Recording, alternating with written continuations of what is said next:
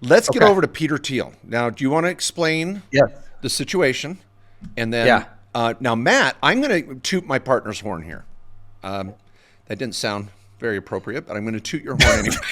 Okay. Because you're not going to toot your own horn. That didn't sound either good. Okay, all right. So I'm going to. Yeah, this is PG. Corey just said, we just got a rated E again. No. Okay. I'm just not going to say anything. This is like I would recommend that. Swirling at the bottom of the toilet bowl right now. Okay. All right. Okay. So prepare to have your horn tooted. Matt Sorensen is America's, literally, and I say this with all love and due respect, is America's #1 expert on this topic. I'm going to say it. Matt wouldn't say it because that would be, jinx, but I can say it. So, tooted his horn. He is the man.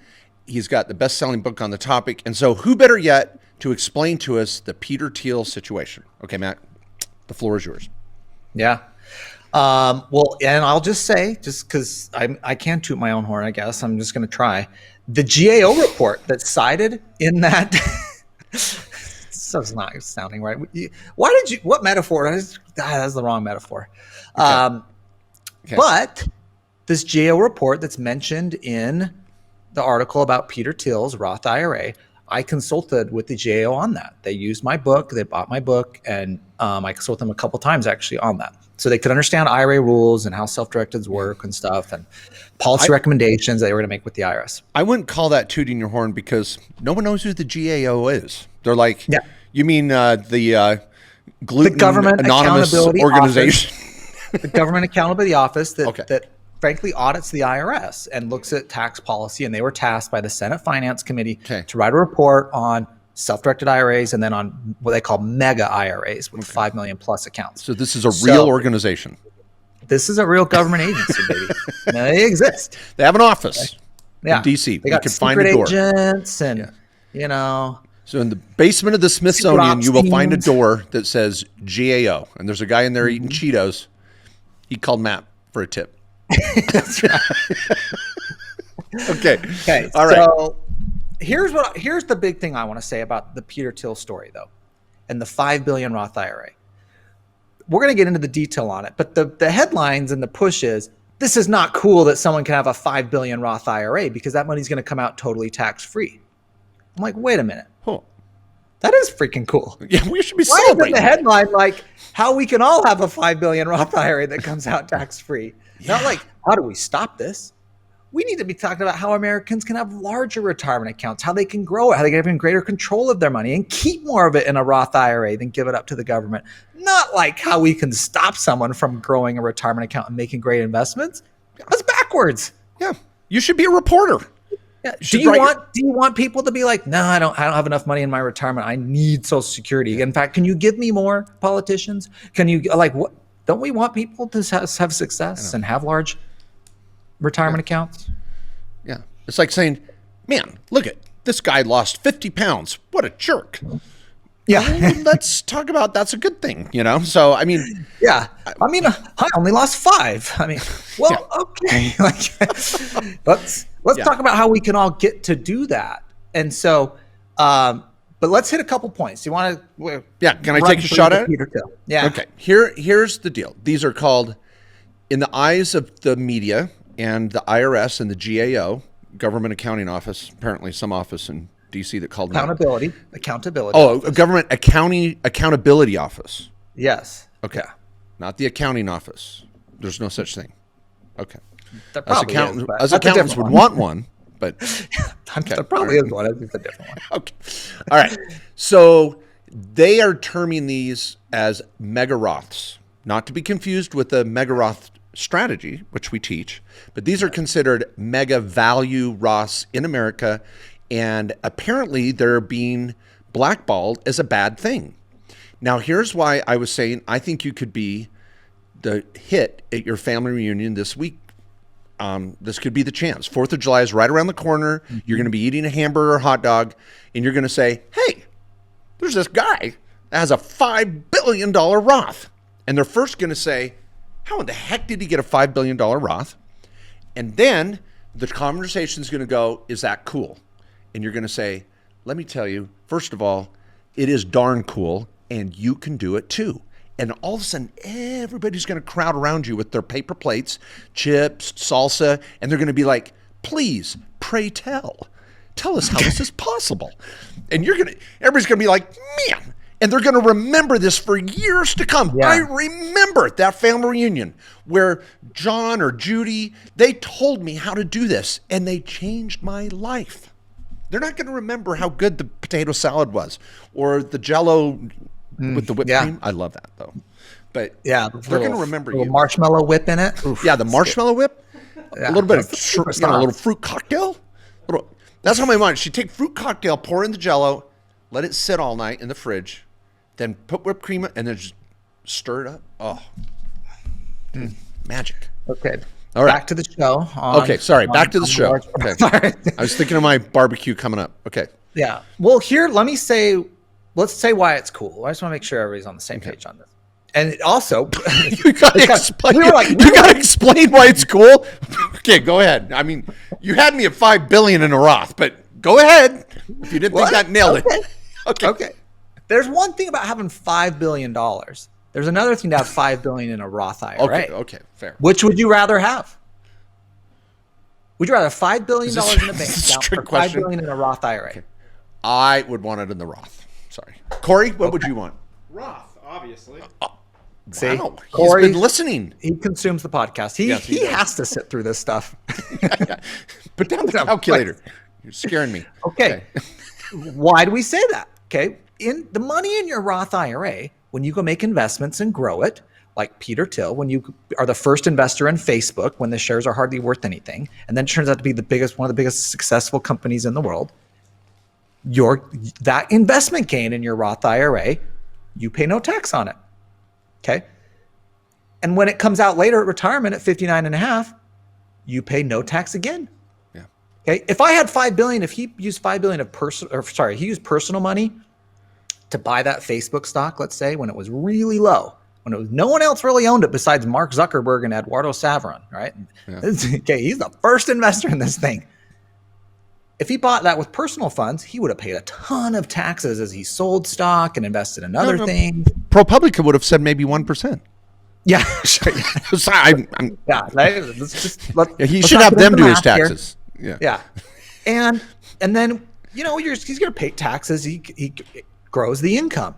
Yeah. Well, in your Roth, as we all know with Roth accounts, there's no tax when you're making good investments and the money's growing, and there's no tax on the way out when you hit retirement at 59 and a half.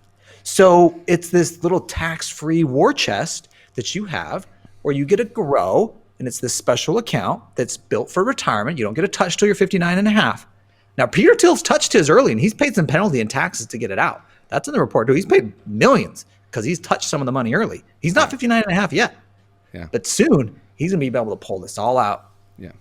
No tax. And I will add one last addendum to Matt Sorensen's argument on why it is cool. And can I just say, there's a group of people that say that's not cool, like ProPublica. They're saying that's not cool. That's not fair. Yeah. Oh. Well, all the cool kids want $5 billion in a Roth, and I'm just going to say that. Now, one thing to add to it is if he were to die before spending his $5 billion, because he was saying, I'm going to live till I'm 120 years and I'm going to spend it all. Okay, well, you go for it. Now, if he were to die before he spends it all, his family has 10 years to spend it tax-free. And if they can't blow it all in 10 years, then they have to pay taxes on it. Mm-hmm. So that's what's called an inherited Roth IRA. Okay, now, how do you do it? Can we say what Peter Thiel was doing? Because obviously he wasn't just buying a mutual fund. Yes. Okay. Well, that's where we're going next. How do you do this? Yeah. Okay. I'm sorry. I mean, I didn't know where you were going, so I was just making sure you were pivoting to the right direction. Yeah, I pivot. Okay. Now, out here in Idaho country, do you know what a pivot is? Yeah, it's they're like sprinklers. Irrigation. Okay. Water, right? Water. Okay, for this portion of the show, I am going to put on my official John Deere hat. Okay? For those watching on YouTube, I've just donned a John Deere hat. Now, those that are farmers, no, these hats are hard to come by. Did you know that? You just can't go buy this hat. I did not know that. The only way you get a John Deere hat is if you buy a John Deere tractor. Oh. And my wife You and know I. what's funny about that? This is pretty interesting. Okay. My daughters had a hat business in high school. They sold thousands of hats. Uh-huh. You know, I think they sold thousands of hats. It was a great little small business for my older two daughters. They made money on it. They learned small business. It was awesome. But they would get patches and they would put them on hats. Okay. And they would put them on their shops and on all over the place. They would market and sell them. And it was a great little business. We talked about this on the show. John Deere sent them a cease and desist letter because really? they made a hat. They put a John Deere patch on a trucker hat, which is what they would do. They'd put unique patches on trucker hats and they'd sell them for like $20. I never knew. John Deere sent them a cease and desist letter. Did they really? Yeah, Interesting. Like, all right, good thing your dad's a lawyer. Because he came into your bedroom and said, cease and desist. I advise you to cease. No, and desist. I said, don't worry about it. They're really not going to do anything. I'm like, let's look what's on the website. How many more of those do you have? We only have like 2 more patches. All right, we're okay. Don't worry. We gave your children. We've talked about Brooke on the show. She's actually been on our podcast. I think it was a couple years ago, and we talked about her small business that really played a major role in her getting into a graduate school and a great job in New York. And I love to tease her about her hat business. But anyway, my wife and I got my father-in-law, one of the smaller John Deere tractors that you can putter around on about an acre or two in your backyard and farm. I got him a John Deere, and I just went to heaven in his book, so bought his love for life. But you're like, can I get the hat? They gave us 2 hats.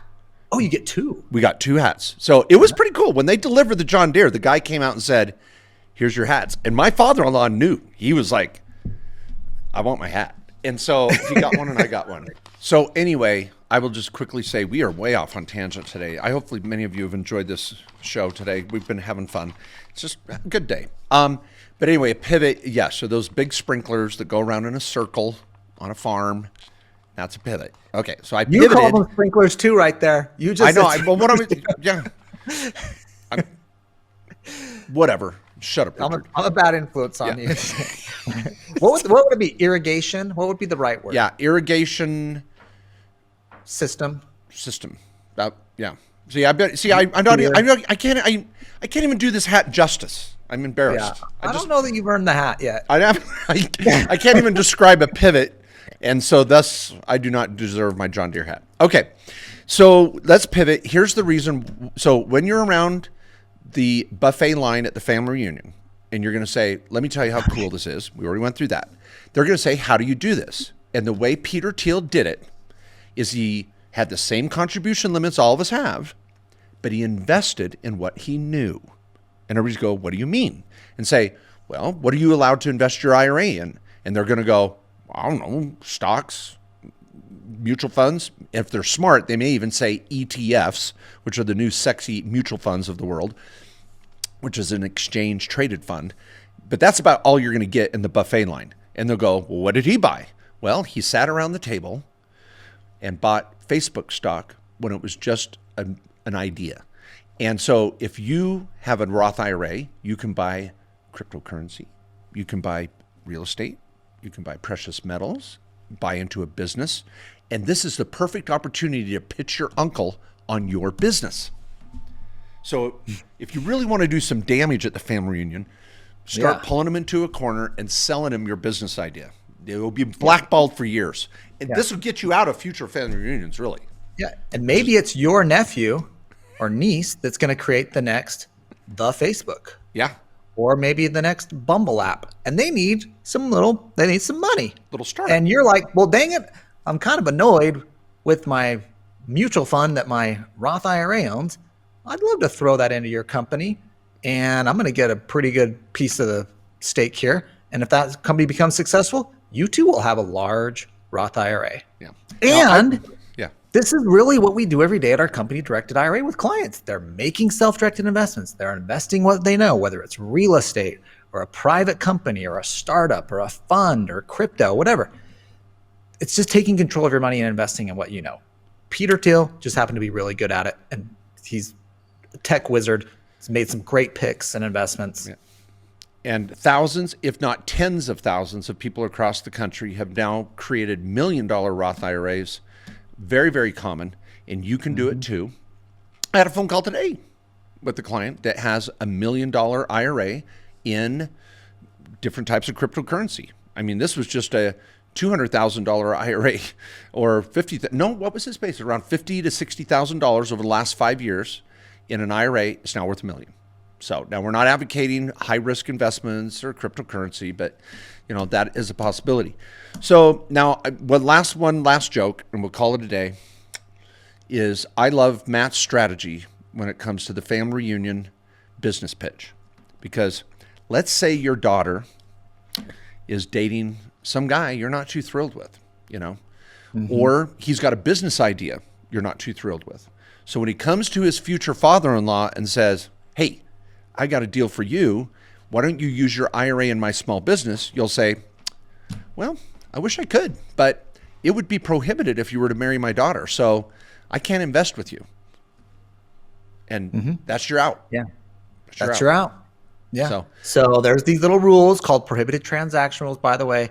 And so there's things there's people you can't buy and sell with your IRA with, and we can never do it justice here, but we have a whole other podcast, the Directed IRA podcast, that goes over how you self-direct your IRA. What are the rules? We're like 20 episodes deep in it. It's pretty freaking great. Just if you can find that on whatever podcast channels you go to, Directed IRA podcast, check it out.